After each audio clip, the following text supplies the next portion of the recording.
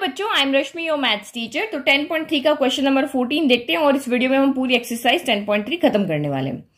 Find the coordinates of the foot of perpendicular. हमें क्या करना है? फुट ऑफ परपेंडिकुलर के कोऑर्डिनेट्स फाइंड करने हैं। अब ये फुट ऑफ परपेंडिकुलर क्या होता है वो भी देखते हैं। वैसे आपने क्लास 10th में ये पढ़ा हुआ है, ये वर्ड आपका वहां पर आया हुआ है। तो आप उस फुट ऑफ परपेंडिकुलर के कोऑर्डिनेट्स फाइंड करो जो कहां से बन रही है? From the point -1,3। तो एक पॉइंट हमें यहां पे दिया हुआ है -1,3 to the line 3x - 4y minus का 16 इक्वल टू 0। तो ये एक्चुअल में आपको क्वेश्चन क्या कह रहा है कि एक पॉइंट आपको प्लेन में दिया हुआ है और एक लाइन है, एक पॉइंट है और एक लाइन है। तो लाइन आपकी कौन सी है? 3x - 4y minus 16 equal to 0। इस पॉइंट से इस लाइन पर एक परपेंडिकुलर यहां पे ड्रॉ किया हुआ है। क्या ड्रॉ किया दिया है ना? परपेंडिकुलर। तो इस पॉइंट से इस लाइन पे परपेंडिकुलर आपने यहां पे ड्रॉ किया है और आपको फुट ऑफ परपेंडिकुलर फाइंड करना है। दैट मीन्स ये लाइन यहां से स्टार्ट हुई ना, खत्म कहां हो रही है? यहां हो रही है। तो इसका मतलब ये इसका फुट होगा। तो इसके हमें यहां पे क्या करना है? कोऑर्डिनेट्स फाइंड करके दिखाने। ये हमारा क्वेश्चन है। तो कोऑर्डिनेट्स हम कैसे फाइंड करेंगे? क्योंकि कोऑर्डिनेट्स फाइंड करने का अभी हमारे पास यहाँ पे कोई फॉर्मूला हमने नहीं देखा था, ओनली सेक्शन फॉर्मूला देखा था। अगर हमें ये कह देते कि भाई ये पॉइंट इसको इस रेशियो में डिवाइड कर रही है तो हम इसके कोऑर्डिनेट यहाँ पे, ये कोऑर्डिनेट भी चाहिए थे, ये भी चाहिए थे और वो जो रेशियो चाहिए था वो भी चाहिए था, तभी हम ये फाइंड कर सकते थे। लेकिन ऐसा यहाँ पे कुछ भी नहीं दिया है। तो ये कोऑर्डिनेट हम लेकर कैसे आए जब हमारे पास कोई फॉर्मूला ही नहीं है? तो आप क्लास 10th के अंदर जाओ, जहां पे हमने क्या किया था कि देखो, अगर यहाँ पे दो लाइन आपस में क्या कर रही है? इस पॉइंट पे इंटरसेक्ट कर रही है। दो लाइन इस तरह से यहाँ पे इंटरसेक्ट कर रही है, देखो ये इस तरह से। तो अगर दो लाइन इंटरसेक्ट कर रही है और मुझे उसका सोल्यूशन निकालना, अगर उसका कोई कॉमन पॉइंट होगा तभी तो वो इंटरसेक्ट करेगी। हमने पढ़ा था ना क्लास 10th में। तो ये जो कॉमन पॉइंट होता है उसको हम यहाँ पे क्या करते हैं? जब दो लाइन इस तरह से इंटरसेक्ट करती है तो हमें क्या मिलता है? यूनिक सोल्यूशन मिलता है। 3 टाइप के सोल्यूशन मिलते हैं। जब लाइन पैरेलल होती है तो नो सोल्यूशन मिलता है, जब लाइन कोइंसाइड हो जाती है तो इनफाइनाइट सोल्यूशन मिलता है, और जब लाइन इस तरह से इंटरसेक्ट करती है तो यूनिक सोल्यूशन मिलता है।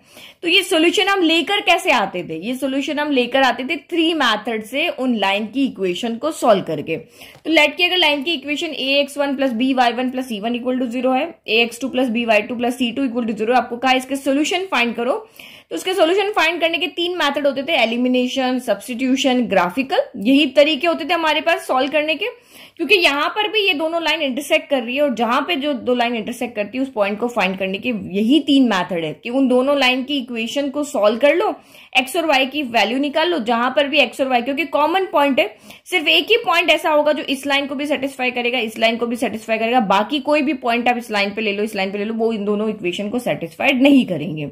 तो आपको क्या समझ में आया कि इस लाइन की इक्वेशन तो हमें यहां पर दी हुई है, इस लाइन की इक्वेशन हमें लेकर आनी है और उन दोनों को जब हम सॉल्व कर लेंगे, लेट की इसकी इक्वेशन हमारी ax + by + c equal to 0 आई, तो इस इक्वेशन को और इस इक्वेशन को सॉल्व करके जो हमें x और y की वैल्यू मिलेगी वही हमारा इसका सोल्यूशन होगा।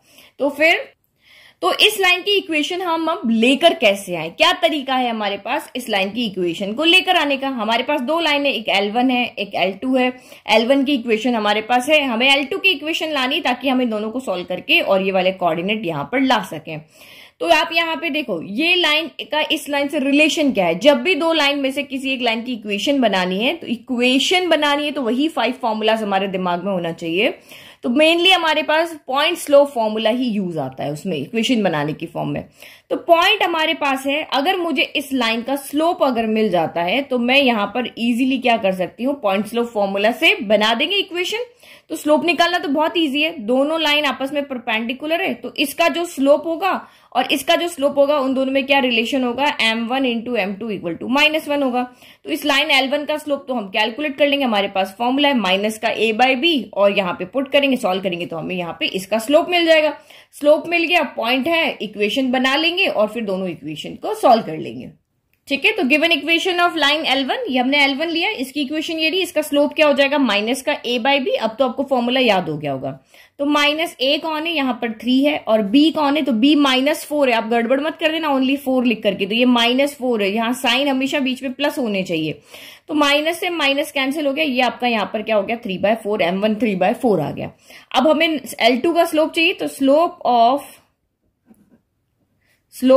L2 का स्लोप हम यहाँ पे m2 ले रहे हैं। अब ये कैसे आएगा? तो हमें पता है here L1 is perpendicular to L2 है, तो दिस एम्प्लाइज M1 और M2 का मल्टीप्लाई क्या होगा, -1 के इक्वल होगा। तो M1 की वैल्यू आपको पता है यहाँ पर 3/4 इंटू M2 इक्वल टू -1 है। तो दिस एम्प्लाइज आपका M2 यहाँ पर कितना हो जाएगा, -1 इंटू 4 नीचे है ऊपर चला जाएगा, 3 ऊपर है नीचे आ जाएगा, यानी कि -4 यहाँ पर क्या हो गया, 3 हो गया। नाउ L2 की इक्वेशन निकाले। ठीक है, तो now equation of line L2 passes through -1, 3 और इसका स्लोप अभी हमने यहाँ पे कैलकुलेट किया -4/3। तो बस वही पॉइंट स्लोप फॉर्मूला हमारा लग जाएगा, y - y1 equal to m x - x1। तो ये आपका x1 हो गया, ये y1 हो गया और ये आपका यहाँ पर m हो गया। तो y - y1 तो y - 3 हो गया, m कितना हो गया, तो -4/3 हो गया आपका यहाँ पे। फिर x - x1 कितना हो गया, तो x1 आपका यहाँ पर माइनस का कितना हो गया, 1 हो गया। तो ये हो गया हमारा सॉल्व। अब नेक्स्ट आप यहाँ पे देखो y - 3 इधर क्या चला जाएगा, 3 इधर चला जाएगा, तो ये 3 इधर आ गया और -4 इधर मल्टीप्लाई हो जाएगा, x माइनस तो ये हो गया आपका यहाँ पर +1 हो गया। बस अब इसको मल्टीप्लाई करके सॉल्व करो, हमारी इक्वेशन मिल गई। तो ये हो गया 3y - 9 equal to -4x plus आपका यहाँ पर क्या हो गया, 4 हो गया। तो ये -4x उधर चला जाएगा, तो 4x + 3y हो गया और -9 +4 भी जब हमारा उधर चला गया, नहीं यहाँ पे गड़बड़ कर दिया ना, ये -4 आएगा, -4 आएगा ना, तो ये -4 उधर जाके +4 हो जाएगा। तो अब हमारी इक्वेशन क्या बन गई, 4x + 3y, 9 में से 4 गया तो 5 बचा, लेकिन साइन नेगेटिव आएगा क्योंकि आपका 9 बड़ा है। तो ये हमारी L2 लाइन की इक्वेशन आ गई। अब हमारे पास L2 की भी इक्वेशन है, L1 की भी इक्वेशन है, बस दोनों को सॉल्व करना है। तो now solve equation 1 and 2 to find foot of perpendicular. Foot of perpendicular find करने के लिए अब इन दोनों इक्वेशंस को सॉल्व करना है। तो मैं एलिमिनेशन मेथड ले लूं क्योंकि मुझे वो मेथड सबसे सही लगता है। आपको जो मेथड सही लगता है उससे सॉल्व करना, चाहे सब्स्टिट्यूशन लो, चाहे आप ग्राफिकल लो, कैसे भी लिख करके इसको सॉल्व कर सकते हो। तो आप यहाँ पर देखो y का एक साइन नेगेटिव एक साइन पॉजिटिव है ना, तो मैं y के कोफिशिएंट को इक्वल कर दी, क्योंकि देखो यार ना x का इक्वल है ना y का इक्वल है। तो अगर आपको इसके बेसिक समझ है तो आप क्लास 10th में एलिमिनेशन मेथड वाली जो एक्सरसाइज है ना, उसका इंट्रोडक्शन वीडियो देख लेना, एलिमिनेशन मेथड अगर आपको नहीं आता है।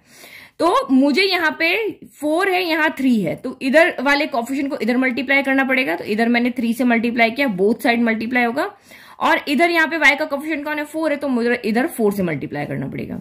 तो अब ये इक्वेशन पहली वाली मेरी क्या बन जाएगी, 3 × 3, तो ये हो गई 9x, -4 3 12y हो गई, और -16 3 तो ये आ गई आपकी यहाँ पे 48 हो गई। तो 48 इक्वल टू 3 0 0 हो गया। फिर 4 से भी मल्टीप्लाई करो, 4 4 16x हो गया, प्लस का 4 3 12y हो गया, और माइनस का ये आपका यहाँ पर 20 हो गया, इक्वल टू 0 हो गया।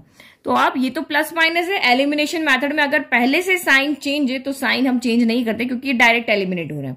दोनों प्लस या दोनों माइनस होने पर ही हम यहाँ पर साइन चेंज करते हैं। तो 19 + 6 कितना हो गया, 25x हो गया, माइनस माइनस प्लस, तो ये आपका यहाँ पर हो गया 68 हो गया, लेकिन साइन नेगेटिव आएगा क्योंकि दोनों नेगेटिव है, इक्वल टू 0। यहां से x की वैल्यू कितनी आ जाएगी, माइनस का 68 इधर गया तो प्लस का 68 हो गया, और ये x मल्टीप्लाई में 25 है तो यहाँ पे डिवाइड में 25 आ गया। तो ये तो हमारी वैल्यू आ गई यहाँ पर x की। अब हम x की वैल्यू को चाहे तो फर्स्ट में पुट करें, चाहे हम सेकंड में पुट करें, और y की वैल्यू लाते हैं। तो now put x equal to 68/25 in first. तो फर्स्ट इक्वेशन हमारी ये रही, ये वाली इक्वेशन में हम इसको पुट कर रहे हैं।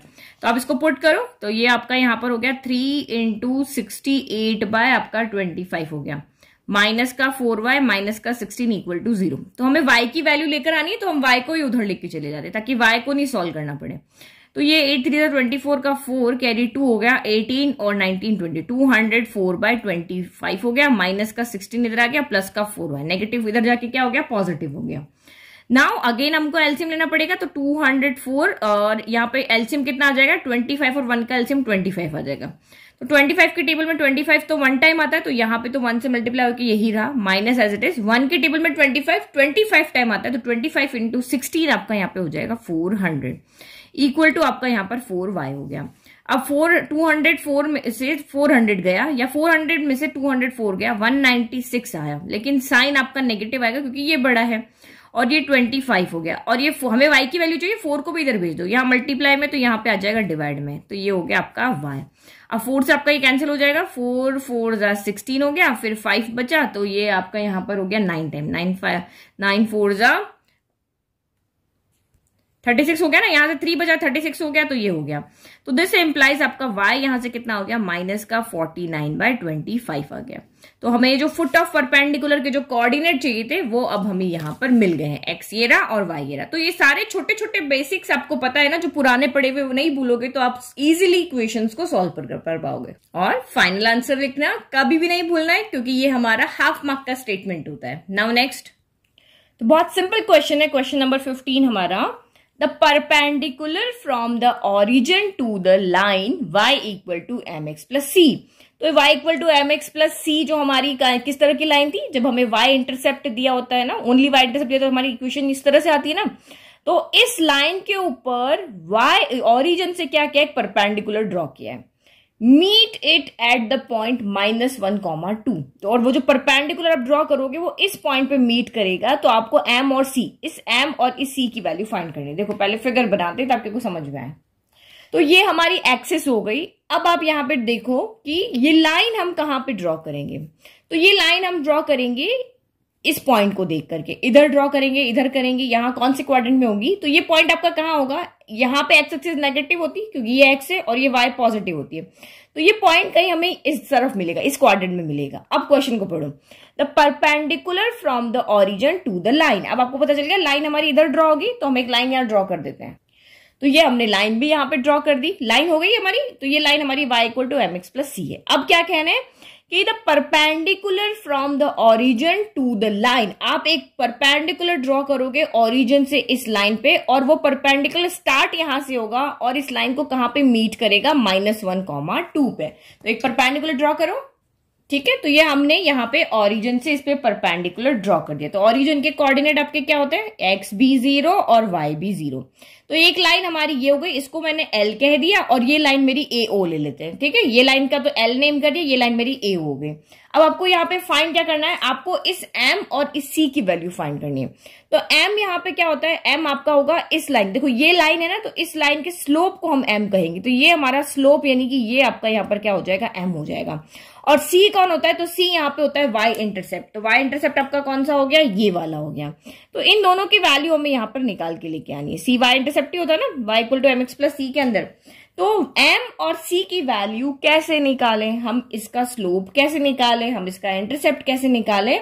तो जब भी आपको स्लोप निकालने की बात आती है और दो लाइन वहां पे होती है, तो आप बस उन दोनों लाइन में रिलेशन देख लो। एक लाइन हमारे पास AO है, एक लाइन हमारे पास L है, और ये लाइन इसके ऊपर क्या है, परपेंडिकुलर है। तो परपेंडिकुलर का तो अभी हमने देखा था ना कि लाइन L जो है वो AO के साथ परपेंडिकुलर का रिलेशन बना रही है, दोनों एक दूसरे के ऊपर बिल्कुल 90 डिग्री का एंगल बना रही है। तो दोनों के स्लोप पे क्या रिलेशन होता है, m1 into m2 equal to क्या होता है, -1 होता है। तो बस यहां से एक का स्लोप अगर आप निकाल सकते हो तो दूसरे की वैल्यू रख के तो इजीली आ जाएगी। तो देखो लाइन L का स्लोप तो हमें फाइंड करना है, और इस लाइन का स्लोप हम इजीली निकाल सकते हैं कौन से फॉर्मूले से, y2 minus y1 upon x2 minus x1। इस लाइन के फॉर्मूले से हम स्लोप, इसका स्लोप निकाल लेंगे और यहाँ पे पुट कर देंगे, तो दूसरी जो हमारी ग्रीन वाली लाइन है उसका स्लोप आ जाएगा। तो m निकालने का तरीका तो हमें समझ में आ गया। तो पहले m निकालते हैं, उसके बाद देखते हैं c का क्या करेंगे। तो here AO is perpendicular to L। AO जो है वो लाइन L पर परपेंडिकुलर है, तो ये स्लोप का रिलेशन यहां पर हो गया, जिसको हम एज अ फॉर्मूला यहां पे देख रहे हैं कि दोनों के स्लोप का जो मल्टीप्लाई होता है वो -1 होता है। तो अब मैंने लिख दिया हमारी स्लोप, जो हमारी लाइन L है उसका स्लोप हमें m दिया हुआ है, और जो लाइन AO है उसका स्लोप हमने यहाँ पे m1 ले लिया। तो अब इसका स्लोप निकालने का क्या फॉर्मूला हो जाएगा, m1 निकालने के लिए वही फॉर्मूला y2 माइनस y1। देखो फॉर्मूला हमेशा एग्जाम में आपको लिखना है, ठीक है। अब किसी को भी x1 y1 ले लो, किसी को भी आप यहाँ पे x2 y2 ले लो। तो ये इसको मैं यहाँ पे x1 y1 ले लेती हूँ, इसको मैं यहाँ पे x2 y2 ले लेती हूँ।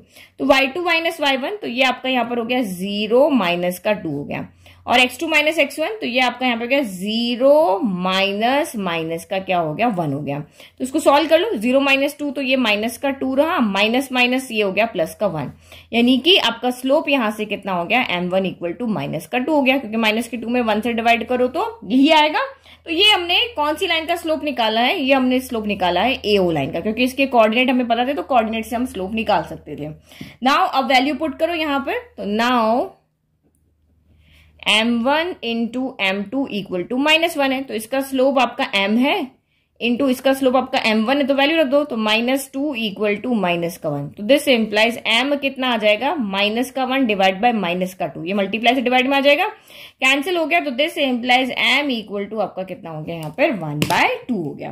तो ये हमने यहाँ पर क्या निकाल दिया, दूसरी लाइन का स्लोप। ये हमारी कौन सी वाली लाइन का स्लोप है, ये हमारी रेड वाली लाइन का है और ये हमारी ग्रीन वाली लाइन का। तो m हमारे पास आ चुका है। अब c कैसे लेकर के आया है, तो आप यहाँ पे खुद ही देखो, इस लाइन के ऊपर ये पॉइंट है, ये लाइन की इक्वेशन है ना, लाइन की इक्वेशन है, तो इसके ऊपर चाहे हजारों लाखों पॉइंट यहाँ पर, वो सारे के सारे पॉइंट इसको क्या करेंगे, सेटिस्फाइड करेंगे, क्योंकि इस लाइन के ऊपर है। क्योंकि पॉइंट तो प्लेन में बहुत सारे होते हैं, लेकिन उन्हीं पॉइंट को ज्वाइन करने से लाइन बनेगी जो पॉइंट इसको सेटिस्फाइड करेंगे। सेटिस्फाइड करेंगे करने का मतलब लेफ्ट इक्वल टू राइट आएगा। अगर ये पॉइंट इसमें पुट करने पर लेफ्ट इक्वल टू राइट आ रहा है, तभी ये इस लाइन के ऊपर आया। यहाँ का कोई पॉइंट पुट करने पर लेफ्ट इक्वल टू राइट आएगा, तभी वो इस लाइन के ऊपर आएगा, अदरवाइज वो ऊपर नीचे कहीं पे भी होंगे, लेकिन लाइन के ऊपर यहां पर नहीं होंगे। तो इस लाइन के मुझे 2 पॉइंट पता है, -1 -2, तो x यहां पे रख देंगे -1, y रख देंगे -2, और m अभी इसका स्लोप हमने अभी फाइंड किया ही है 1/2। तो इस इक्वेशन में टोटल 4 वेरिएबल है, 4 में से हमें 3 की वैल्यू पता है, 3 की वैल्यू पुट कर देंगे तो हमें c मिल जाएगा। यही इसी तरीके से आपको भी सोचना है कि यहाँ पे c कैसे फाइंड कर सकते हैं। तो c फाइंड करने का हमारे पास कोई फॉर्मूला यहाँ पे नहीं है, तो बस ये जो लाइन है, इसका एक पॉइंट हमें दिया हुआ, इसका स्लोप हमने निकाल दिया है, तो इसकी वैल्यू पुट करो और आगे आपका आंसर। तो सिंस ये पॉइंट इस लाइन के ऊपर लाई कर रहा है, तो ये इसको सेटिस्फाई करेगा, और इस लाइन का स्लोप हमें यहाँ पे ये पता है। तो x, y और m की वैल्यू इसमें पुट करें, किस लिए, c को फाइंड करने के लिए। तो पुट करो, y equal to mx plus c में हम वैल्यू रख रहे हैं। तो y की जगह पे क्या रखा, 2 रखा, m की जगह पे यहाँ पे क्या रखा, 1/2 रखा, x की जगह पे क्या रखा, -1 रखा, और ये प्लस का c हो गया। तो ये अब आप यहाँ पे इसको जब सॉल्व करोगे, तो ये 2 इक्वल टू 1 इंटू 1, तो -1/2 प्लस c हो जाएगा। c की वैल्यू चाहिए, उसको उधर भेज दो, 2 प्लस 1/2, -1/2 उधर जाके प्लस का 1/2 हो जाएगा। तो 2 प्लस हाफ यहाँ पे क्या होता है, एलसीएम लेके सॉल्व करोगे तो 2 प्लस हाफ आपका यहाँ पे 5/2 हो जाएगा। तो ये हमें यहाँ से किसकी वैल्यू मिल गई, c की वैल्यू मिल गई। तो देखो कितनी इजीली हमने यहाँ पे इन दोनों इस क्वेश्चन को सॉल्व कर लिया। ठीक है, तो ये सब कैसे आएगा कि आपको 9th में क्या कंसेप्ट पढ़ा वो भी याद होना चाहिए, 10th में कोऑर्डिनेट ज्योमेट्री में क्या पढ़ा वो भी सब चीज याद होनी चाहिए। अब 11th में आप नया क्या उसमें ऐड ऑन करते रहना है, पीछे वाली चीजें आपको नहीं भूलनी। नाउ नेक्स्ट देखते हैं। तो क्वेश्चन 16 क्या कह रहा है, if P and Q are the length of perpendiculars from the origin to the lines. तो 2 लाइंस हैं, तो आपको यहाँ पे क्या कहा है, P एंड Q जो है वो लेंथ ऑफ परपेंडिकुलर से, मीन्स परपेंडिकुलर की जो लेंथ है, डिस्टेंस है वो है, और परपेंडिकुलर आपने ड्रॉ कहाँ से किया है, ओरिजिन से किया है। किसके ऊपर किया है, तो एक इस लाइन के ऊपर किया है और दूसरा इस लाइन के ऊपर किया है। तो इस लाइन के ऊपर जो परपेंडिकुलर ड्रॉ किया उसकी लेंथ तो P है, और इस लाइन पे जो परपेंडिकुलर ड्रॉ किया उस लाइन की लेंथ कितनी है, Q है। तब आपको ये प्रूव करके दिखाना है कि p² + 4q² equal to k²। तो पहले फिगर बनाया ताकि अच्छे समझ में आए। तो ये हमने एक्सेस ड्रॉ कर लिया। अब ये 2 लाइन है, आप चाहो तो किसी भी क्वाड्रेंट में बना सकते हो, ऐसा कोई कंपलसरी नहीं कि इसी क्वाड्रेंट में बनेगी। तो देखो एक लाइन में ऐसे बना देती हूँ और दूसरी लाइन में यहाँ पर ऐसे बना देती हूँ। तो मैंने रैंडम यहाँ पे 2 लाइन ड्रॉ कर दी, एक ये रही और एक ये रही, और दोनों की इक्वेशन की इसके साथ में लिख दी। इस लाइन रेड वाली लाइन की इक्वेशन ये है और ग्रीन वाली की ये है। अब आपको यहाँ पे क्या कहा है कि आप ओरिजिन से इस लाइन के ऊपर परपेंडिकुलर ड्रॉ करते हो, उसकी लेंथ P है, और इस लाइन के ऊपर जो ड्रॉ करेंगे उसकी लेंथ P है, और इस लाइन पे जो ड्रॉ करेंगे उसकी लेंथ यहाँ पर क्या है, Q है। तो कोई भी आप यहाँ पे परपेंडिकुलर ड्रॉ कर दो। तो 2 परपेंडिकुलर ड्रॉ कर दिए, यहाँ ओरिजिन से इस लाइन के ऊपर, इस ओरिजिन से उस लाइन के ऊपर, दोनों के साथ ये परपेंडिकुलर 90 डिग्री का एंगल बना रहे हैं, और इसकी लेंथ P है, इसकी लेंथ Q है। अब हमें यहाँ पे ये प्रूव करके दिखाना है कि p² + 4q² equal to k²। तो हम इसको कैसे प्रूव करें, अगर मेरे पास इस P और इस Q की वैल्यू होती तो मैं लेफ्ट हैंड साइड में पुट करके और उसको सॉल्व करती और राइट हैंड साइड को लेकर के आ जाती। यही चीज आप भी करते ना कि हम लेफ्ट में P और Q की वैल्यू को रखते हैं, इसको हम सॉल्व करके इसको K लेकर के आ जाते हैं। तो P की वैल्यू और Q की वैल्यू तो हमें दी हुई नहीं है, लेकिन अगर आप इसको याद करो 10.3 के इंट्रोडक्शन को, तो ओरिजिन से किसी भी लाइन के ऊपर अगर परपेंडिकुलर ड्रॉ किया हुआ है तो इस लेंथ को फाइंड करने का हमारे पास फॉर्मूला है कि देखो मैं आपको इंट्रोडक्शन दिखाती हूँ। ये रहा, देखो ये फॉर्मूला हमने पढ़ा था ना, ये एक लाइन है हमारे पास में, और किसी पॉइंट से अगर इस पे परपेंडिकुलर ड्रॉ हमने किया है, वो पॉइंट इधर भी हो सकता है, इधर भी हो सकता है, कहीं पर भी हो सकता है, ऑरिजिन से भी हो सकता है। तो इस लाइन की जो डिस्टेंस है उसको फाइंड करते हैं अब इस फॉर्मूले से, modulus of a x one plus B y one plus c upon under root of A square plus B square. तो इसका मतलब हम यहां से पी की वैल्यू भी ला सकते हैं और क्यू की वैल्यू भी लेकर के आ सकते हैं। तो अगर आपके दिमाग में फॉर्मूला सारे क्लियर है तो आपके माइंड में अपने आप आ जाएगा कि हम पी की वैल्यू और क्यू की वैल्यू लेकर आ सकते हैं, क्योंकि पी और क्यू यहाँ पर क्या है, डिस्टेंस है। इस पॉइंट से इस लाइन के ऊपर परपेंडिकुलर हमने ड्रॉ किया है, तो उस परपेंडिकुलर की जो लेंथ है वो पी है, और इस लाइन के लिए परपेंडिकुलर की लेंथ यहां पर क्या है, क्यू है। तो 1 बाय 1 लाइन लेते हैं और इनमें फॉर्मूला लगाते हैं। तो गिवन इक्वेशन हमने लिख दी, 1 बाय 1 इक्वेशन लेंगे, ये लिख दिया, और कहा कि P जो है वो डिस्टेंस से ओरिजिन से इस लाइन तक के, तो ये हमारा फॉर्मूला है। तो अब इसमें A कौन है, तो A हमारा यहाँ पे x का कोफिशिएंट होगा, तो A यहाँ पर आपका कौन हो गया, cos थीटा हो गया। फिर B कौन है, क्योंकि हमें इसमें वैल्यू पुट करनी है, तो B कौन है हमारे यहाँ पर, तो माइनस का वाइन साइन थीटा, वाई नहीं लेंगे, माइनस का साइन थीटा यहाँ पे हो जाएगा। तो ये क्या हो गया, माइनस का साइन थीटा हो गया। और जो हमारी जनरल इक्वेशन होती है ना, वो इस फॉर्म में होती है, A x plus B Y plus C equal to 0 की फॉर्म में होती है। तो ये सी भी आपका क्या होना चाहिए, उधर होना चाहिए, तो इक्वेशन इक्वल क्या होनी चाहिए, 0 होना चाहिए। तो जब ये उधर जाएगा तो सी इक्वल टू कितना हो जाएगा, माइनस का के कॉस थीटा हो जाएगा। तो एक बार आप इक्वेशन को एक बार फिर से लिख सकते हो उधर ले जाकर के, यानी जनरल इक्वेशन की फॉर्म में लिख करके फिर आपको एबीसी लिखना होता है।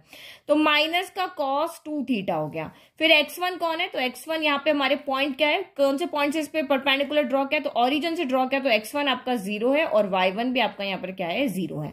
बस अब सारी वैल्यू आपको मिल गई, अब इसमें पुट कर लो। तो d आपका यहाँ पे कौन है, d आपका डिस्टेंस कितनी दी हुई है, p दी हुई है ना, तो हमारा p यहाँ पर है, d की जगह क्या आ जाएगा p। तो a x1, a आपका है cos थीटा और x1 कितना है, 0। फिर b कौन है, b आपका है माइनस साइन थीटा और y1 कितना है आपका यहाँ पर 0, और प्लस c कितना है, तो c आपका यहाँ पर है माइनस का k cos 2 थीटा है, और ये मॉड्यूलस एज इट इज का एज इट इज।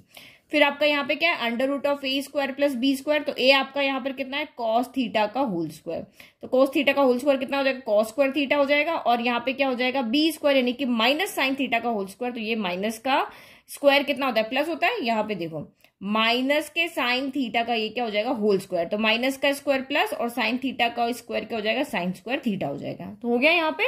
अब बस इसको सॉल्व करो तो हमें p मिल गया। तो p कितना हो गया, देखो cos थीटा को 0 से मल्टीप्लाई किया तो ये तो हो गया 0, फिर साइन थीटा को भी 0 से मल्टीप्लाई किया तो ये भी हो गया यहाँ पर कितना 0, और प्लस माइनस माइनस के कॉस यहाँ पर क्या बच गया, 2 थीटा बच गया। तो मॉड्यूलस, और हमें यहाँ पे पता है कि cos square theta plus sign square theta कितना होता है, 1 होता है, तो ये आपका यहाँ पर 1 हो गया। क्योंकि हमारे पास ट्रिग्नोमेट्री में आइडेंटिटी होती है, 3 आइडेंटिटी होती है ना, उसमें से एक आइडेंटिटी होती है जिसकी वैल्यू यहाँ पर क्या होती है, 1 होती है, तो ये हमने यहाँ पे 1 कर दिया। तो दैट मीन्स यहाँ से बचा कौन, आपका बचा माइनस का के कॉस 2 थीटा के साथ में, 2 थीटा के साथ में यहाँ पे क्या है, मॉड्यूलस, और √1 आपका 1 ही होता है, तो ये आपका 1 हो गया। तो दिस एम्प्लाइज p मेरे पास यहाँ पर कितना हो गया, मॉड्यूलस ऑफ माइनस का के कॉस 2 थीटा बच गया, ये मेरा यहाँ पे आ गया है p। अब हमने सेकंड इक्वेशन को लिया, मतलब ये जो ग्रीन लाइन वाली है इसकी इक्वेशन को लिया, तो इसकी इक्वेशन क्या आपकी यहाँ पर x sec theta plus y cosec theta, k इधर है तो मैंने इसको इधर लिख दिया, माइनस k इक्वल टू 0। अब q क्या है, q is the distance from origin to this line, यानी q यहां से यहां तक की डिस्टेंस है, और डिस्टेंस फाइंड करने का हमारे पास ये फॉर्मूला है। अब इसमें भी आपको वही वैल्यू रखनी, तो क्या क्या वैल्यू है आपकी यहाँ पर, देखो a कितना है आपका यहाँ पे, तो a इस लाइन का देखो, a यानी x का कोफिशिएंट कौन दिख रहा है, तो मुझे sec थीटा दिख रहा है, b यानी y का कोफिशिएंट कौन दिख रहा है, तो ये मुझे यहाँ पर cosec थीटा दिख रहा है, c कितना दिख रहा है, तो माइनस का k है, और x1 कितना है, तो वो आपके पॉइंट्स में से जो होंगे, यानी x1 आपका 0 है और y1 भी आपका यहाँ पर 0 है। बस अब इसी फॉर्मूले में आप वैल्यू पुट कर लो, तो d की जगह पे यहाँ पे क्या आ जाएगा, आपका q आ जाएगा, क्योंकि यहाँ डिस्टेंस कितनी है, q है। फिर मोड ऑफ a x1, तो a कितना है, sec थीटा इंटू आपका 0 हो गया। फिर आपका b y1, तो b कितना है आपका यहाँ पर cosec थीटा, और y1 कितना है, तो ये 0 हो गया, और प्लस का c होता है, तो ये c की जगह हमने माइनस का k रख दिया, मॉड्यूलस एज इट इज।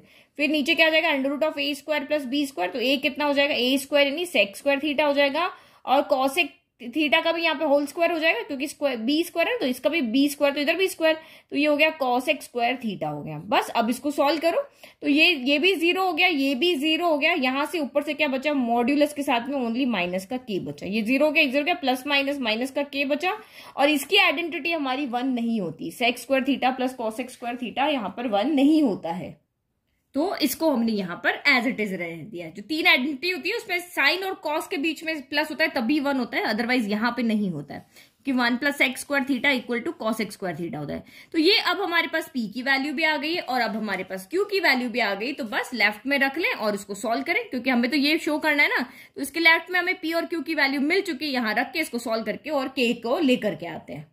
तो now we have to prove this one, left hand side ले लिया, अब यहाँ पे वैल्यू पुट करनी है। तो पी स्क्वायर की वैल्यू कितनी थी, तो पीछे जाके देखना पड़ेगा वापस में, तो पी स्क्वायर की वैल्यू यानी पी की वैल्यू यहाँ पर कितनी थी, मोड ऑफ माइनस का के कॉस 2 थीटा, तो मॉड्यूलस के ऊपर हम यहाँ पे क्या लगा देते हैं, स्क्वायर लगा लेते हैं।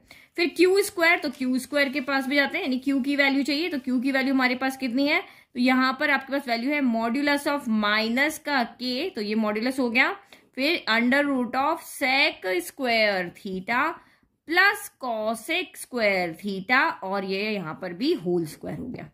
बस अब इसको सॉल्व करना है, यानी कि इस पूरे तामझाम को सबको सॉल्व करके, इतनी बड़ी बड़ी टर्म को सॉल्व करके हमें सिर्फ आंसर क्या लेकर के आना है, के स्क्वायर लेकर के आना है। तो एक बात आप यहाँ पे समझो, मॉड्यूलस का काम क्या होता है, किसी भी नेगेटिव को पॉजिटिव बनाना। तो अब यहाँ पे एंगल पे और के पे डिपेंड कर रहा था कि वैल्यू मॉड्यूलस के अंदर पॉजिटिव आ रही थी या नेगेटिव आ रही थी। तो बट यहाँ पे बाहर क्या लगा हुआ है, स्क्वायर लगा हुआ है, बाहर स्क्वायर है ना, तो अब स्क्वायर भी यहाँ पे क्या काम करेगा, मॉड्यूलस का ही काम करेगा, चाहे वैल्यू नेगेटिव आए चाहे वो आपकी पॉजिटिव आए, वो उसको हमेशा, क्योंकि किसी भी चीज का स्क्वायर जो होगा, देखो -2 का स्क्वायर होगा आपका यहाँ पे 4 ही देगा, +2 का स्क्वायर होगा वो भी आपका यहाँ पर क्या देगा, वैल्यू 4 देगा। अब मैं चाहे मॉड्यूलस ऑफ -2 का स्क्वायर करूं तब भी मुझे यहाँ पे वैल्यू क्या मिलेगी, 4 मिलेगी, क्योंकि मॉड्यूलस में से -2 बाहर आके क्या बन जाएगा, 2 का स्क्वायर भी आपको यहाँ पे 4 मिलेगा। तो यहाँ पे मॉड्यूलस का कोई रोल ही नहीं रह गया, क्योंकि हमें पता है कोई भी चाहे वेरिएबल हो कोई भी नंबर हो वो ग्रेटर देन क्या होता है, 0 होता है।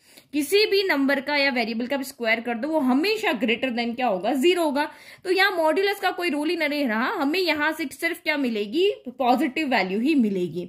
तो इसका मतलब अब इस मॉड्यूलस को छोड़ देते हैं और सीधा स्क्वायर करते हैं, तो माइनस का स्क्वायर देख लो तो भी प्लस हो गया, और ये के स्क्वायर हो गया, और ये आपका यहाँ पर कॉस स्क्वायर 2 थीटा हो गया, और ये वैल्यू हमेशा यहाँ पे क्या होगी, पॉजिटिव होगी, क्योंकि स्क्वायर हो रहा है। फिर सेम यहाँ पर भी ये स्क्वायर अंदर गया तो यहाँ पर आपका क्या बच गया, के स्क्वायर बच गया, और डिवाइड में यहाँ पे क्या हो गया, under root of sec square theta plus आपका यहाँ पे कॉसेक स्क्वायर थीटा, और इसका भी यहाँ पे क्या हो गया, स्क्वायर हो गया। समझ में आ गया, मॉड्यूलस का यहाँ पे कोई रोल नहीं रहा, क्योंकि स्क्वायर आ गया है तो ये वैसे ही उनको पॉजिटिव कर देगा।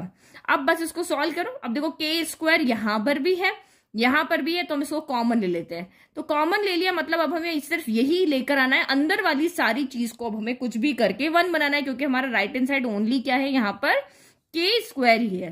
तो मैंने यहां से कॉमन ले लिया, तो ये आपका कॉस स्क्वायर 2 थीटा ही बचा है। यहां से 1 अपॉन ये रूट से ये स्क्वायर यहाँ पे कैंसिल हो गया, तो यहां सिर्फ आपका sec square theta plus cosec square theta ही बचा।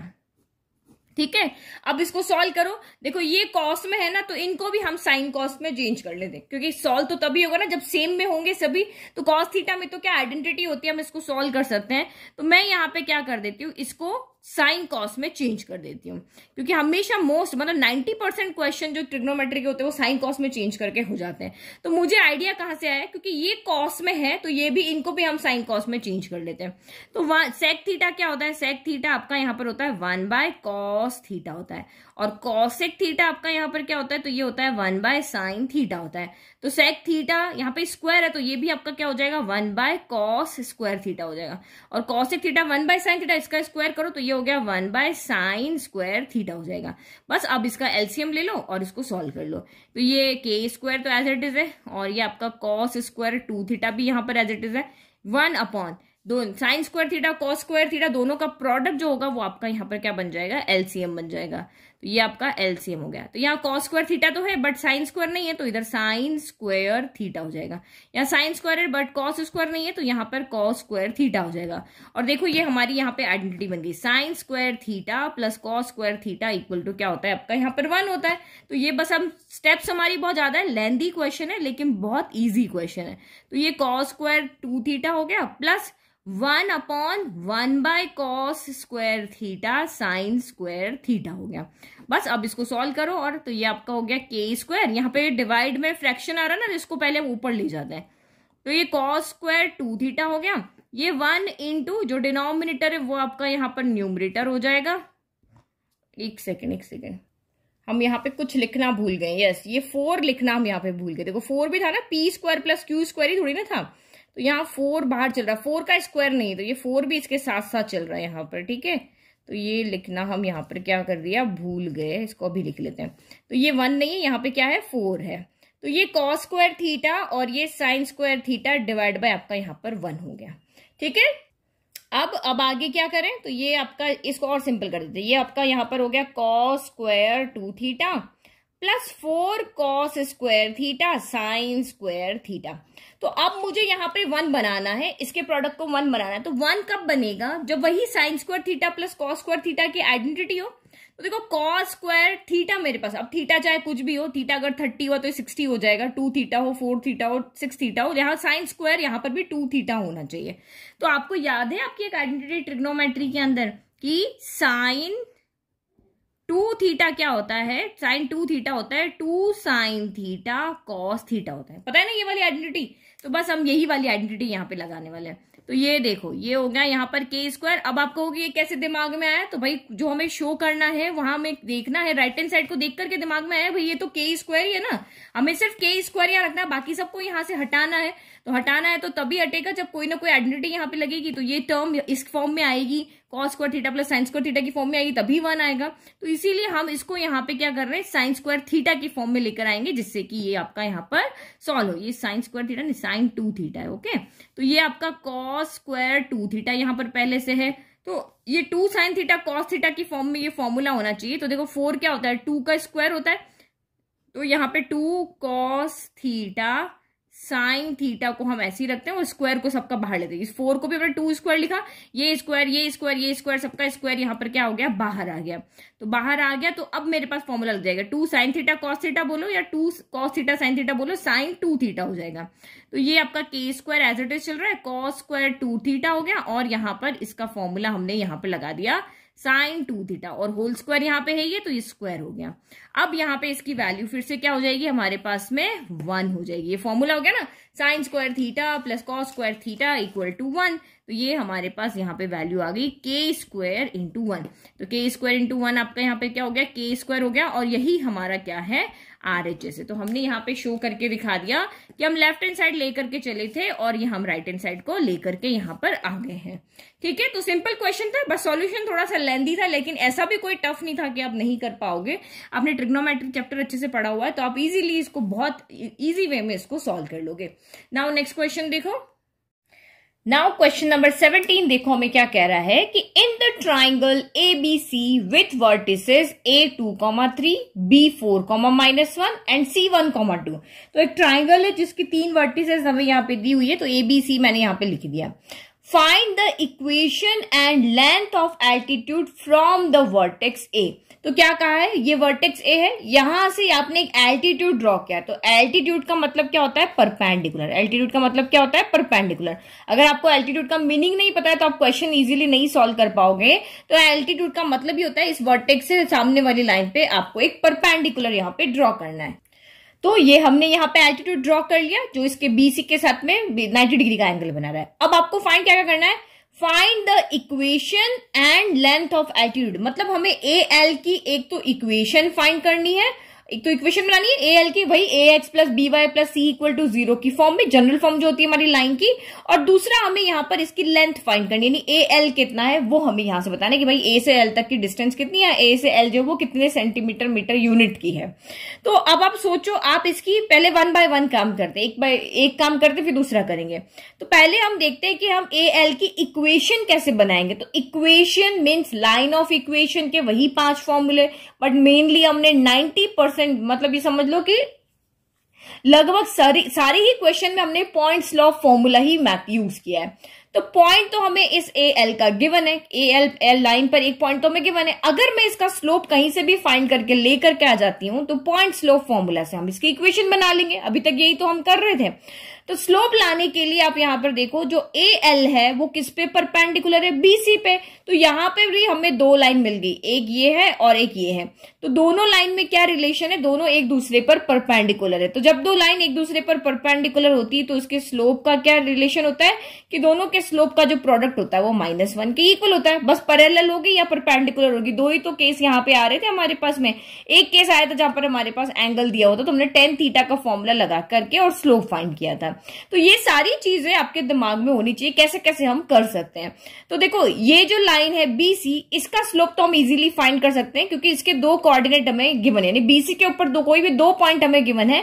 तो y2 माइनस y1 और x2 माइनस x1 लगा के इस BC लाइन का स्लोप हम लेकर के आ जाएंगे। तो लेट की इसका स्लोप अगर m1 है, यहां पुट करेंगे तो इस लाइन का स्लोप आ जाएगा। स्लोप आया और पॉइंट है तो इक्वेशन हम पॉइंट स्लोप फॉर्मूला से यहां पर लिख लेंगे। तो पहले इक्वेशन बनाते हैं।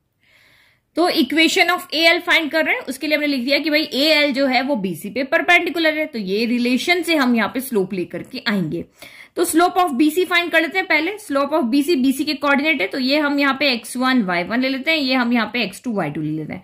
तो स्लोप ऑफ बीसी हमारा कौन से फॉर्मूले से आएगा, y2 minus y1 upon x2 minus x1। ये वाले फॉर्मूले से हमारा स्लोप आ जाएगा इसका। तो y2 माइनस y1 करो तो 2 माइनस माइनस का 1 हो गया, और x2 माइनस x1 तो 1 माइनस का यहां पर क्या हो गया, 4 हो गया। तो माइनस माइनस क्या हो जाएगा, प्लस हो जाएगा। तो ये 2 + 1 आपका 3 हो जाएगा, और 4 में से 1 गया तो ये भी 3 बचा, लेकिन यहाँ पे नेगेटिव आएगा। नेगेटिव आएगा तो 3 के टेबल में 3 कैंसिल हो गया 1 टाइम, यानी कि इसका स्लोप हमारे पास आ गया -1। माइनस बचा और ये 1 बचा ना, तो -1 आ गया। अब हमें m2 यानी कि इस लाइन का स्लोप चाहिए, तो बस ये m1 की वैल्यू यहां पर रख दो। तो नाउ हमने m1 की वैल्यू यहां रखी, तो -1 इंटू m2 इक्वल टू -1। तो माइनस से चाहे तो माइनस कैंसिल कर दो या फिर आप इधर लिख करके आ जाओ। तो m2 इक्वल टू -1 यहां पर है, -1 यहां पे मल्टीप्लाई में है, तो इधर आके कहां पे आ जाएगा, डिवाइड में। तो माइनस से माइनस कैंसिल हो गया, 1 के टेबल में 1 आता है 1 टाइम। तो ये हमारे पास यहाँ पर स्लोप हो गया। तो दिस एम्प्लाइज जो दूसरी लाइन है उसका स्लोप हमारे पास यहाँ पर कितना आ गया है, 1 आ गया है। तो अब इस लाइन का एक पॉइंट भी हमें पता है, इस लाइन का हमें स्लोप भी पता है। तो पॉइंट स्लोप फॉर्मूला लगा करके सीधा हम इक्वेशन बना लेते हैं। तो equation of line AL passes through 2, 3 and its slope is 1। तो ये स्लोप पता है, पॉइंट पता है, ये फॉर्मूला लगा दिया। तो y माइनस y1, तो ये x1 हो गया, ये y1 हो गया, और ये आपका यहाँ पर स्लोप हो गया। तो स्लोप आपका यहाँ पे क्या था, m2 था ना, तो हम m2 लिख लेते हैं। तो y1 कितना हो गया, 3 हो गया। m2 कितना आ रहा है आपका यहाँ पे 1 आ रहा है, और x माइनस x1 कितना है, तो आपका यहाँ पर 2 है। तो इसको सॉल्व कर लो बस। y माइनस 3 इक्वल टू 1 से मल्टीप्लाई होके, तो ये x माइनस 2 ही रहा। तो x हमारा पॉजिटिव होता है जनरल फॉर्म में, इसको इधर ले आते दोनों को, तो ये इधर तो 0 बच गया। तो ये x हो गया, प्लस का y इधर आके माइनस का y हो गया, माइनस का 2 पहले से और माइनस का 3 इधर आके प्लस का 3 हो गया। तो ये क्या इक्वेशन बन गई, 0 equal to x minus y, 3 में से 2 गया तो आपका यहाँ पे 1 बचा, वो भी प्लस का। तो ये हमारी AL की रिक्वायर्ड इक्वेशन आ गई जो कि हमें लेकर आनी थी। तो आधा क्वेश्चन तो हमारा यहाँ पर सॉल्व हो गया। अब आपको कहा है कि अब आप इसकी लेंथ फाइंड करके बताओ, इसकी किसकी, AL की। यहां पर क्या फाइंड करके बताओ, लेंथ फाइंड करके बताओ। तो लेंथ फाइंड करने का जब भी आपके दिमाग में आया या जब भी आपको पूछा तो आपके दिमाग में कौन सा फॉर्मूला आना चाहिए, distance of point from line. क्योंकि हमारे पास इस लाइन का, जिस लाइन की हमें डिस्टेंस चाहिए उसका एक पॉइंट है, और इस लाइन से इसकी क्या हमें फाइंड करनी, डिस्टेंस। यानी एक पॉइंट की एक लाइन से डिस्टेंस फाइंड करने का हमारे पास फॉर्मूला होता है। तो ये रहा हमारा formula, D equal to modulus of ax1 plus by1 plus c, फिर मॉड्यूलस अंडर और divide by under root of a square plus b square. ले तो ये वाले फॉर्मूले से हम AL की यहाँ पे क्या फाइंड कर लेंगे, डिस्टेंस फाइंड कर लेंगे। बट यहाँ पे हमें BC, क्योंकि इस पॉइंट से इस लाइन के ऊपर फर्स्ट कंडीशन तो ये है डिस्टेंस के लिए कि एक पॉइंट होना चाहिए, वहां से जिस लाइन के साथ डिस्टेंस चाहिए वो उस पर परपेंडिकुलर होनी चाहिए। यही तो कहा है यहाँ पे कि इस पॉइंट से इस लाइन पे ये जो डिस्टेंस है वो हमेशा क्या होती है, शॉर्टेस्ट डिस्टेंस क्या होती है, परपेंडिकुलर होती है ना। तो परपेंडिकुलर तो है यहाँ पे, और इस लाइन की हमें इक्वेशन दी हुई होनी चाहिए। ये लाइन जो है ना इसकी हमें क्या देनी चाहिए, इक्वेशन, यानी इस लाइन की इक्वेशन पता होनी चाहिए, इस पॉइंट के कोऑर्डिनेट पता होने चाहिए, और यहां से यहां तक ये परपेंडिकुलर होनी चाहिए। तो हमारे पास पॉइंट है, ये लाइन पे परपेंडिकुलर भी है, लेकिन हमारे पास बीसी की इक्वेशन नहीं है। कहीं पर भी बीसी की इक्वेशन है थोड़ी ना, जो अभी हमने इक्वेशन बनाई है वो भी अभी हमने एएल की बनाई है। तो बीसी की इक्वेशन तो हम यहाँ पे इजीली बना सकते हैं, क्योंकि जैसे ही आपको लेंथ फाइंड करने के लिए आता है आपके दिमाग में यही फॉर्मूला आना चाहिए। तो बस अब बीसी की इक्वेशन बना लो, और वो जो हमारे पास लेंथ फाइंड करने का फॉर्मूला है वो हम लगा करके और एएल की लेंथ फाइंड कर लेंगे। तो लेंथ ऑफ एल फाइंड करने के लिए फर्स्ट हमें इक्वेशन बीसी लाइन की इक्वेशन फाइंड करनी पड़ेगी। तो हमें बीसी लाइन का स्लोप पता है, अभी हमने यहाँ पे कैलकुलेट किया था, -1 आ रहा था, और पॉइंट हमें पता है। तो वही, अगर हमें एक पॉइंट पता है और स्लोप पता है तो हम यही पॉइंट स्लोप वाला फॉर्मूला लगाएंगे, y - y1 = mx - x1। तो अब आपके पास यहाँ पे 2 पॉइंट है, तो आपके सामने है कि भाई हम x1 y1 कौन सा पुट करेंगे। तो आपने जब यहाँ पे स्लोप फाइंड किया था, इसमें जो x1 y1 लिया था ना वही वहां पे पुट करना, नहीं तो सब गड़बड़ हो जाएगी। जो स्लोप के अंदर आपने x1 y1 लिया वही आपका इक्वेशन में भी x1 y1 यहाँ पर होगा। तो 4, -1 था ना, तो यही वैल्यू आप यहाँ पर पुट करो। तो दिस इंप्लाइज y - y1। तो y1 कितना आपका यहाँ पे -1 है ना, तो ये आपका यहाँ पे क्या हो जाएगा, इस तरह से, तो -1। फिर स्लोप भी इसका कितना आया था, -1 आया था, और x - x1 कितना है, तो ये आपका यहाँ पर 4 हो गया। तो इसको सॉल्व करो, y -1 तो y +1 हो गया, -1 से x मल्टीप्लाई हुआ, माइनस का x हो गया, फिर माइनस माइनस प्लस, तो 4 1 जा यहाँ पर 4 हो गया। तो ये इक्वेशन कैसे बनेगी, दोनों को इधर नहीं सॉरी इनको इधर भेजना पड़ेगा, क्योंकि x नेगेटिव है ना, तो ये उधर गया, तो देखो x माइनस का उधर जाके प्लस हो गया, ये प्लस का y हो गया, प्लस का 1 यहाँ पे है ही, प्लस का 4 उधर जाके माइनस का 4 हो गया। तो ये आपका यहाँ पर क्या हो गया, x + y, 4 में से 1 गया, तो आपका यहाँ पे 3 बचा, लेकिन नेगेटिव का साइन आएगा क्योंकि यहाँ पर कौन बड़ा है, 4 बड़ा है। तो ये हमारी इस लाइन की क्या हो गई, इक्वेशन हो गई। अब हमें पता है कि ये देखो यहाँ पे मैंने साइड में दिया, ये आपका पॉइंट है, पॉइंट कौन सा है आपका 2,3 से है। अब ये लाइन है, इस लाइन की इक्वेशन हमने बना ली है, x + y - 3 = 0। इस पॉइंट से इस लाइन पे परपेंडिकुलर है, उसकी डिस्टेंस फाइंड करने का हमारे पास ये फॉर्मूला है। तो पहले फॉर्मूला लिख ले।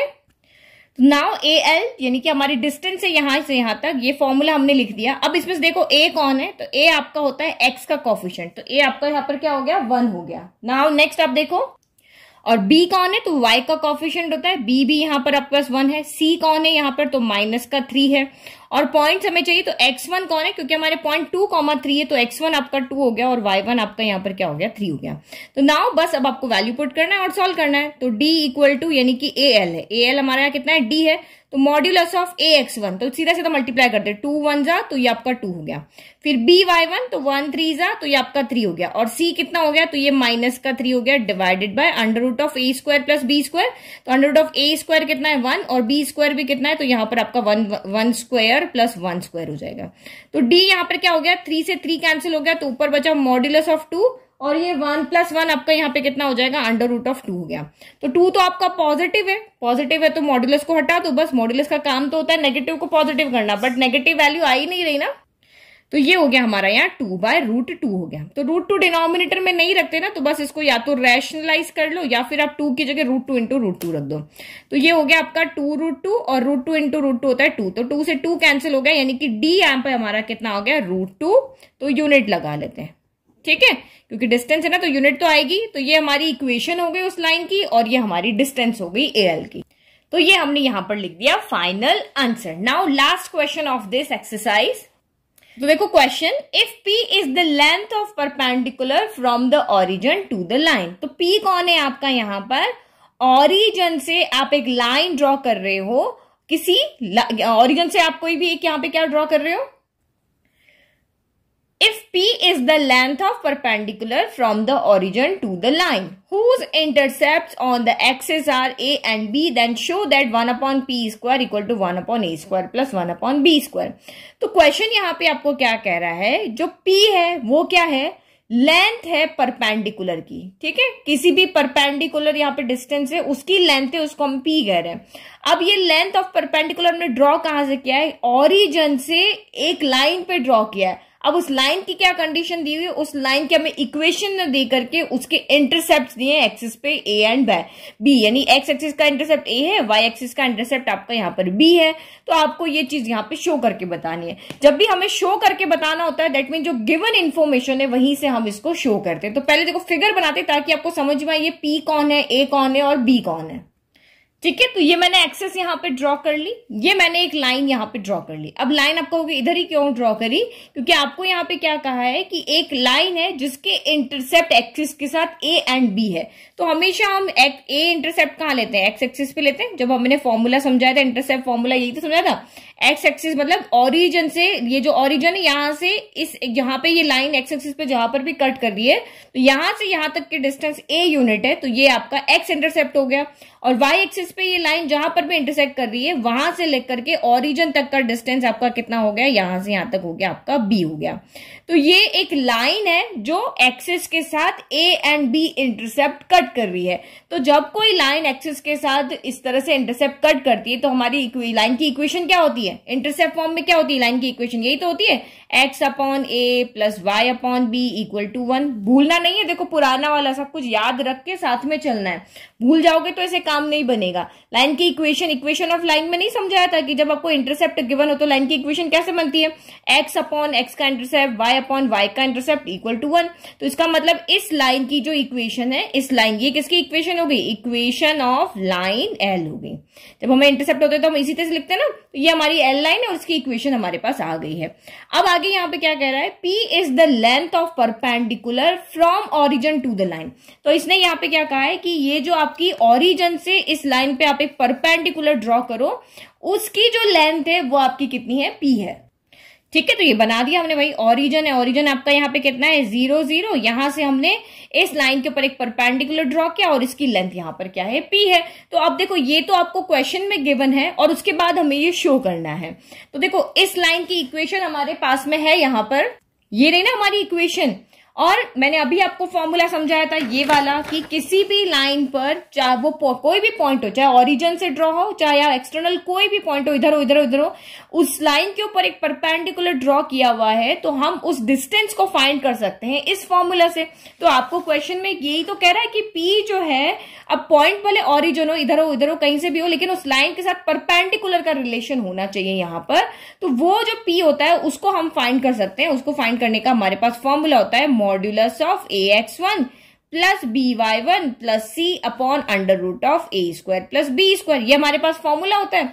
तो जो चीज हम कैलकुलेट करके ला सकते हैं उसी से हम शो करेंगे ना। अब मैं यहाँ पे p की लेंथ लेकर के आ सकती हूँ, लाइन की इक्वेशन में लिख सकती हूँ, लाइन की इक्वेशन मैंने लिख दी, p की लेंथ अब मुझे लेकर के आनी है। तो p की लेंथ हमारे पास लाइन की ये वाली इक्वेशन है, तो हमारे पास यहाँ पे वैल्यू पुट करके कोई ना कोई तो p की वैल्यू आएगी। जो वैल्यू आएगी उसके बाद हम जोड़ तोड़ के देखेंगे कि हम यहाँ पे कैसे इसको शो कर सकते हैं। पहले हम p की लेंथ तो कैलकुलेट करके लेकर आए, तो यही हम देखते हैं। बट एक बात और समझना कि जब भी आप p की लेंथ लेकर के आते हो तो ये जो जिस लाइन के ऊपर परपेंडिकुलर ना वो जनरल फॉर्म में होनी चाहिए, ax plus by plus c equal to 0, ये जनरल फॉर्म में आपकी इक्वेशन होनी चाहिए। लेकिन हमारी ये जो इक्वेशन है वो किस फॉर्म में है, इंटरसेप्ट फॉर्म में। तो इसको आपको क्या करना पड़ेगा, पहले जनरल फॉर्म में चेंज करना पड़ेगा। तो equation of line whose intercept are a and b, तो ये x upon a plus y upon b equal to 1, ये हमारे पास इंटरसेप्ट फॉर्म है, लेकिन हमारी लाइन जनरल फॉर्म में होनी चाहिए। तो आप यहाँ पे क्या करो, पहले एलसीएम ले लो। तो a और b यहाँ पे प्रोडक्ट हो जाएंगे, यहाँ पर a है बट b नहीं है तो ये आपका bx हो जाएगा, और यहाँ पर b है बट a नहीं है तो ये ay हो जाएगा इक्वल टू 1 हो गया। अब a b को आप उधर भेज दो तो ये हो गया आपका bx plus a y equal to आपका ए बी हो गया। अब general form a x plus B Y plus C equal to 0 होती है, तो अब ए बी को वापस इधर लेकर के आ जाओ, तो ये हो गया आपका B x plus a Y minus का ए बी इक्वल टू 0। तो ये हम इक्वेशन नंबर अब लेते हैं 2, ये इंटरसेप्ट फॉर्म में थी और ये हमारी जनरल फॉर्म में।